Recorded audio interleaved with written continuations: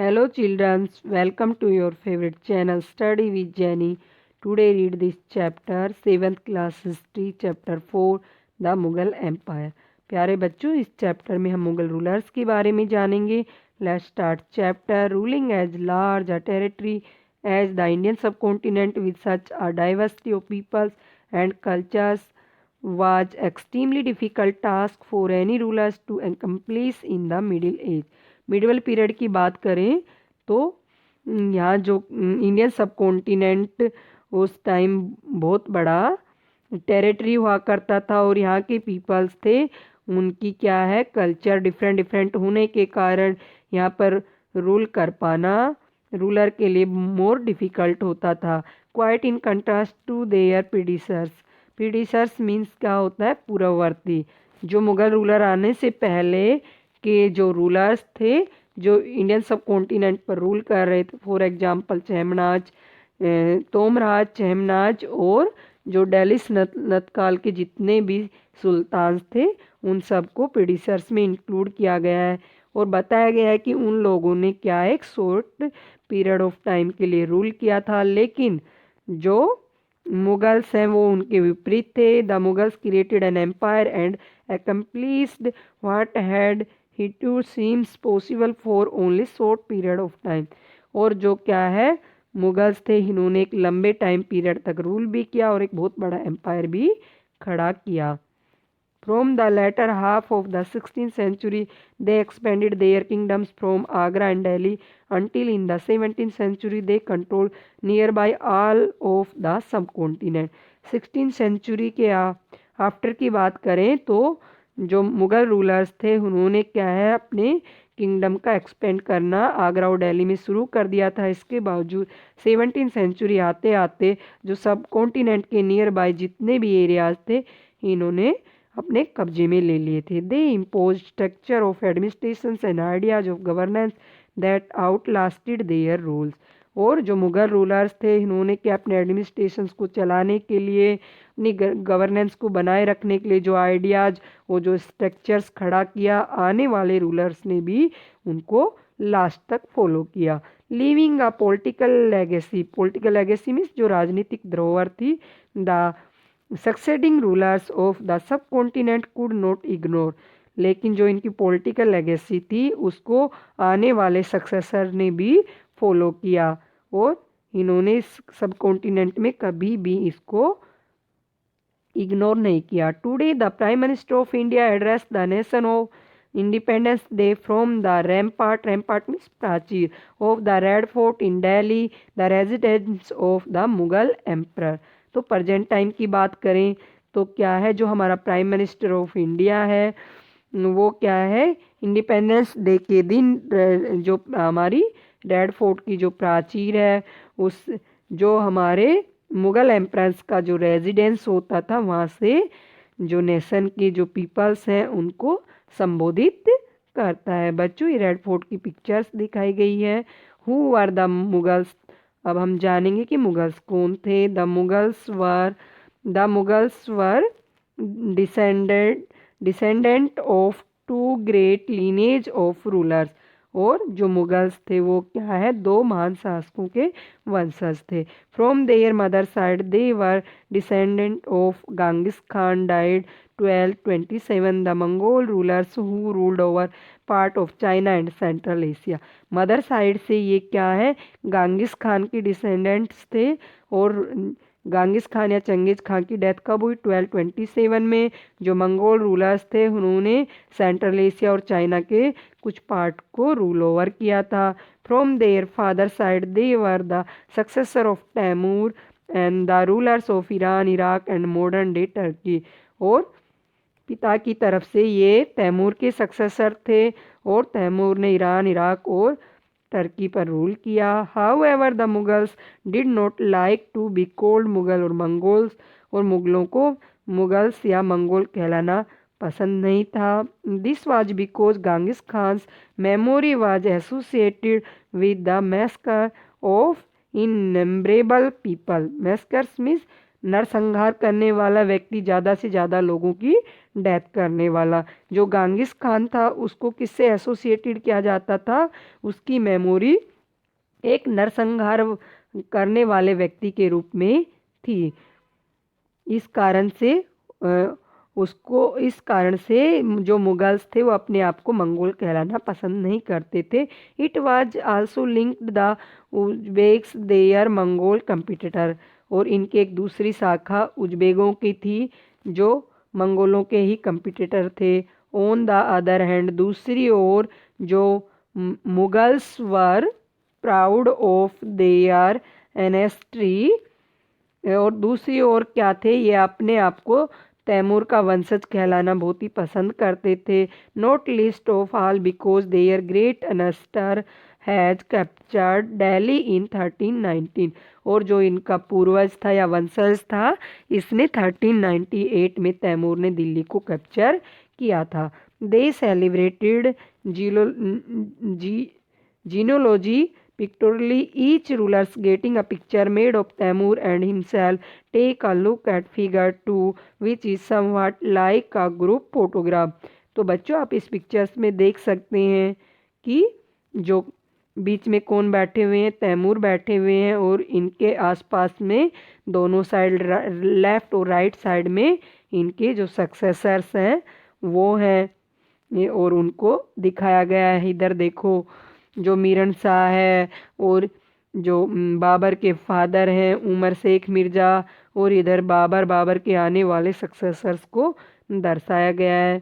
तो हम इससे आइडिया लगा सकते हैं कि ये अपने आप को कितना प्राउड फील करते थे तैमूर का वंशज कहलाना। मुगल मिलिट्री कैंपियंस के बारे में जानेंगे। Babur the first Mughal emperor था। 1526 से 1530 तक इसने रूल किया था। Succeed to the throne of Fergana in 1494 when he was only 12 years old, और फरगाना राज्य का ये क्या है, सक्सेसर कब बना था? जब ये 12 ईयर ओल्ड का था, और 1494 में ये गद्दी पर बैठा था। He was forced to leave his ancestral throne due to the invention of other Mongol group the Uzbek. मंगोलों की एक दूसरी शाखा थी उज्बेक, उन्होंने क्या है, इनकी जो एनेस्ट्रल थ्रोन थी, पैतृक गद्दी थी, उसको छोड़ने पर मजबूर किया। After years of wandering he seized Kabul in 1504। क्या है ये बाबर, इसके बाद बाबर घूमते घूमते काबुल पहुंचा, और यहाँ इसने काबुल में 1504 में क्या है, इस गद्दी पर कब्जा कर लिया, काबुल की गद्दी पर। In 1526 he defeated the sultan of Delhi Ibrahim Lodi at Panipat and captured Delhi and Agra. 1526 में क्या है, इसने दिल्ली के सुल्तान इब्राहिम लोदी को डिफेट किया और दिल्ली और आगरा को कैप्चर कर लिया। Table first chart some of the major campaigns of the Mughals. तो टेबल फर्स्ट में क्या है, मुगल्स के जो कैंपेन्स हैं उनको दर्शाया गया है। Study it carefully and see if you notice and long term patterns you will notice, for example that the Afghans were an immediate threat to Mughal authority. और क्या है, हम जो टेबल फर्स्ट दिखाई गई है उसके अंदर मुगल्स के बहुत सारे कैंपेन्स को दिखाया गया है, और इसे हम क्या है, केयरफुली रीड करेंगे, और इसे लंबा घटनाक्रम को इसमें दिखलाया गया है। और उदाहरण के तौर पर हम क्या है, गौर करेंगे कि जो अफगान्स थे वो मुगल सत्ता के लिए क्या थे, बहुत बड़ा थ्रेट में बहुत ही बड़ा खतरा थे।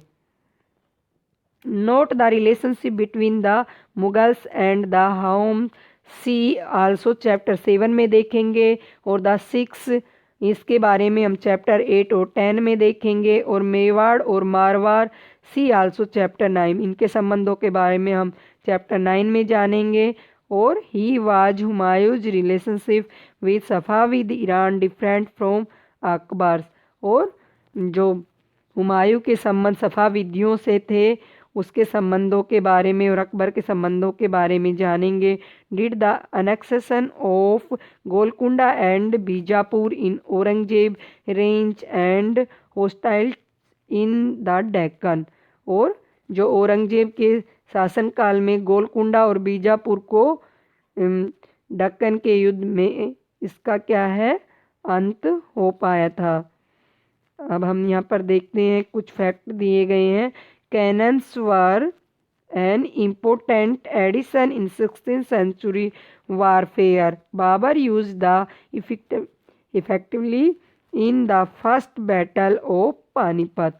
कैनन्स मीन्स क्या होती हैं तोपें। तो जो 16th सेंचुरी के युद्ध में क्या है बाबर ने कैनन्स का पहली बार यूज किया था। और इसने इसका यूज किस में किया था, जो फर्स्ट बैटल ऑफ पानीपत हुई थी उसमें बहुत ही इफेक्टिवली तरीके से किया था। Gun powder technology was brought to India for warfare in the 14th century. और जो गन पाउडर की टेक्निक्स थी वो कहाँ से आई थी, 14th सेंचुरी में जो वारफेयर हुआ था उसमें लाई गई थी। Fire arms were used for the first time in region such as Gujarat, Malwa and Deccan and was used by Babur in early 16th century. और जो गन पाउडर है उसका प्रयोग सबसे पहले गुजरात, मालवा और डेक्कन जैसे रीजन्स में हुआ था। और जो आरंभिक 16th सेंचुरी में बाबर द्वारा इसका प्रयोग किया गया था। तो हम ये देख सकते हैं किस प्रकार से यहाँ पे देखो कैनन्स को दिखाया गया है इस पिक्चर में। फिर हम आगे चलते हैं। ये टेबल फर्स्ट दी गई है, ये मुग़ल एम्परर्स के बारे में बताया गया है। इसमें मेजर कैंपेन्स और इवेंट्स के बारे में बताया है। फर्स्ट ऑफ ऑल हम बाबर के बारे में जानेंगे। बाबर ने कब से कब तक रूल किया, 1526 से 1530 तक। 1530 में इसकी बाबर की डेथ हो जाती है। 1526 में defeated Ibrahim Lodi and his Afghan supporters and Panipat. 1526 में इसने इब्राहिम लोदी और उसके जो सपोर्टर्स थे उसको डिफेट किया। 1527 में defeated Rana Sanga, Rajput rulers and allies and Khanwa. तो खानवा के युद्ध में क्या है बाबर के जो समर्थक थे उनको राणा सांगा के जो समर्थक थे उनको बाबर ने डिफेट किया था। 1528 defeat the Rajput at Chanderi established control over Agra and Delhi before his death. और 1528 में इसने चंदेरी के जो राजपूत थे उनको डिफेट किया और अपनी डेथ से पहले इन्होंने दिल्ली और आगरा को अपने कंट्रोल में ले लिया था। तो बच्चों हमने इसमें बाबर के बारे में जाना। फिर हम अब आते हैं नेक्स्ट हुमायूं ने रूल किया 1530 से लेकर 1540 तक।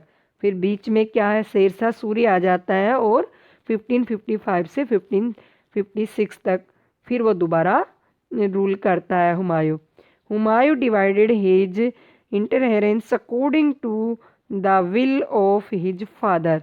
और जो हुमायूं होता है वो क्या है कि जो मुगलों की एक जो कल्चर चला आता है उसके अकॉर्डिंग अपनी जायदाद का बंटवारा अपने भाइयों में कर देता है। His brothers were each given a province. और हर भाई को एक प्रांत देता है। The ambitions of his brothers Mirza Kamran weakened Humayun's cause against Afghan competitors. और उसका भाई जो मिर्जा कामरान होता है उसकी एम्बिशन के कारण हुमायूं क्या है जो अफगान के जो कम्पिटिटर्स है उनके सामने कमज़ोर पड़ जाता है। शेर खान डिफेटेड हुमायूं एट चौसा 1539 में और कन्नौज का जो 1540 में। तो शेरशाह सूरी होता है ये हुमायूं को 2 बार डिफेट करता है। फर्स्ट चौसा के युद्ध में 1539 में और दूसरा कन्नौज के युद्ध में 1540 में। Forcing him to flee to Iran. और जो शेर खान होता है ये हुमायूं को ईरान जाने के लिए बाध्य कर देता है। In Iran Humayun received help from the Safavid Shah. He recaptured Delhi in 1555 but died the next year after N ancient in this building. और ईरान में क्या है, वो हुमायूं के सफाविदियों से अपनी हेल्प लेता है, उनकी मदद लेता है और 1555 में दोबारा दिल्ली को रिकैप्चर करता है और उसके नेक्स्ट ईयर ही उसकी अपनी एंशिएंट बिल्डिंग जो लाइब्रेरी होती है उसकी सीढ़ियों से गिरकर हुमायूं की डेथ हो जाती है। अब हम आते हैं अकबर। अकबर ने कब से कब तक रूल किया? 1556 से 1605 तक। Akbar was 13 years old when he become emperor. और जब क्या है, अकबर जब एक सम्राट बना था तो 13 ईयर ओल्ड था। His rain can be divide into 3 parts. और इसका जो शासन पीरियड है उसको 3 पार्ट में डिवाइड किया जाता है। फर्स्ट है 1556 से 1570। Akbar become independent of the rain. Bairam Khan and other members of his domestic staff. Military campaigns were launched against the Suraj and other Afghans, against the neighboring kingdoms of Malwa and Gondwana, and to suppress the revolts of his half brother Mirza Hakim and the Uzbeks. और आपने जो शासन काल को ये 3 parts में divide करता है। फर्स्ट आता है इसका 1556 से 1570 के मध्य में अकबर क्या है, जो उसका संरक्षक होता है बैरम खां, और जो उसका डोमेस्टिक जो स्टाफ होता है उनसे क्या है, इंडिपेंडेंट हो जाता है। और अपने जो सूरी और अफ़गान शासक होते हैं उनके जो नियर बाई एरियाज होते हैं मालवा और गोंडवाना, और इसका जो स्टेप ब्रदर होता है मिर्ज़ा हाकिम, और उज़्बेकों के जो रिवोल्ट्स होते हैं उनको दबाने के लिए एक कैंपेन चलाता है। In 1568 the Sisodia capital of Chittor was seized and 1569 में रणथंबोर को ये कैप्चर करता है।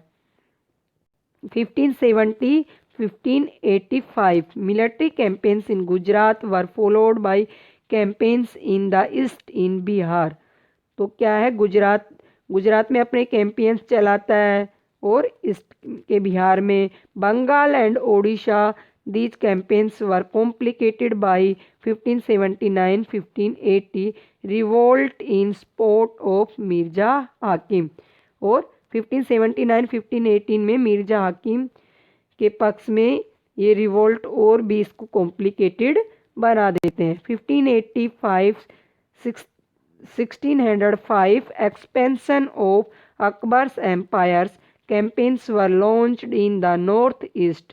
और इस टाइम पीरियड के मध्य में जो अकबर का जो साम्राज्य होता है उसका क्या है, एक्सपेंड होता है, विस्तार होता है, और नॉर्थ ईस्ट एरिया में वो क्या है, काफ़ी जो कैंपेन है वो चलाता है। और Kandahar was seized from Safavid, Kashmir was next and also Kabul after the death of Mirza Hakim. और सफाविदियों को हराकर एक कंधार को कैप्चर करता है और कश्मीर को भी अपने कब्जे में कर लेता है मिर्जा हाकिम की डेथ के बाद। Campaigns in the Deccan started and Barar Khandesh and parts of Ahmednagar were annexed। Akbar ने डेक्कन की जो पार्ट्स थे बरार खानदेश और अहमदनगर को अपने साम्राज्य में मिला लिया।